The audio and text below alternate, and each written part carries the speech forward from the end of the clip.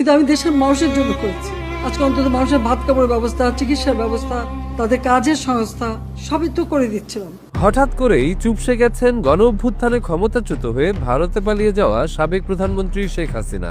ইদানিং তাকে অডিও কিংবা অন্য কোনো বার্তায় সরব দেখা যাচ্ছে না। খোদ ভারতের মিডিয়াগুলো হাসিনা ইস্যুতে নীরব। কেমন আছেন হাসিনা, কেমন কাটল তার ঈদ, এসব নিয়েই ভারতের সমাজ মাধ্যমগুলো চাঞ্চল্যকর তথ্য প্রকাশ করেছে। ভারতে এখন খুব বেশি ভালো নেই হাসিনা। বয়স আর স্বাস্থ্য আগের চেয়ে ভেঙে পড়েছে। প্রিয়জনদের ছাড়া একাই কাটছে তার দিনরাত। আগে নেতাকর্মীদের সঙ্গে ফোনে আলোচনা এবং নানা দিক নির্দেশনা দিলেও এখন তৃণমূল নেতাকর্মীরাও তার ফোন ঠিকমতো রিসিভও করছে না। বাংলাদেশে থাকা আওয়ামী নেতাকর্মীরা অনেকটাই মুখ ফিরে নিয়েছেন বলে মন্তব্য ভাসছে ভারতীয় সমাজ মাধ্যমগুলোতে। আওয়ামী লীগের সুবিধাভোগী নেতাদের বড় একটি অংশ বিদেশে পালিয়ে গিয়ে বিলাসী জীবনযাপন করছেন। হাইব্রিড নেতাদের আরেকটি অংশ জেলে রয়েছে। তৃণমূল কর্মীরা যারা আছেন তারা গা ঢাকা দিয়ে নানা ফাঁক ফোকর খুঁজছেন দলবদল করে হলেও নিজেদের অস্তিত্ব টিকিয়ে রাখার সংগ্রামে। এমন অবস্থায় তৃণমূল কর্মীদের অভিমান, যাদের নির্দেশে তারা এতদিন জীবন উৎসর্গ করে দলের জন্য কাজ করেছেন, তারা বিদেশে পরিবার নিয়ে আনন্দে আছেন।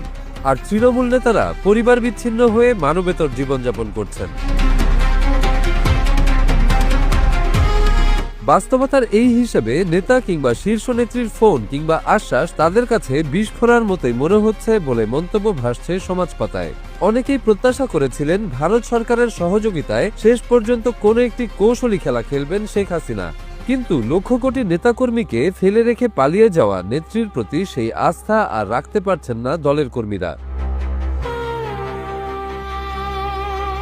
ভারতের বিভিন্ন সূত্রের বরাতে জানা যায়, ভারত সরকারও এখন আর হাসিনার বিষয়ে আধিক্যতা দেখাচ্ছে না।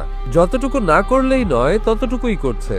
ভারতের ডাক সাইডে কূটনীতিক আর নীতি নির্ধারকরা নির্বাচনের আগেও নিয়মিত যাতায়াত করতেন হাসিনার বাসস্থান লোদি গার্ডেনে। এখন সেখানে ডেকেও তাদের পাওয়া যাচ্ছে না। অনেকটাই একা হয়ে পড়েছেন স্বৈরাচার খেতাব পাওয়া এই সাবেক প্রধানমন্ত্রী। ঈদের দিন হাসিনাকে অবশ্য বিশেষ খাবার সরবরাহ করা হয়েছে বলে বিভিন্ন সূত্র দাবি করেছে।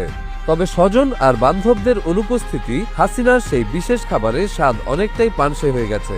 ঈদের দিন হাসিনা অনেকের সঙ্গেই ঈদের শুভেচ্ছা বিনিময় করেছেন, তবে তৃণমূল অনেক নেতাকর্মী তার ফোন রিসিভ করেননি বলেও জানা গেছে। শেখ হাসিনার রান্নাসহ দেখাশোনার দায়িত্বে যারা রয়েছেন তাদের বরাত দিয়ে বিভিন্ন সূত্র বলছে, হাসিনার মধ্যে অনেকটাই হতাশা নেমে এসেছে। আগের মতো তেজি ভাব আর নেই। বিশেষ করে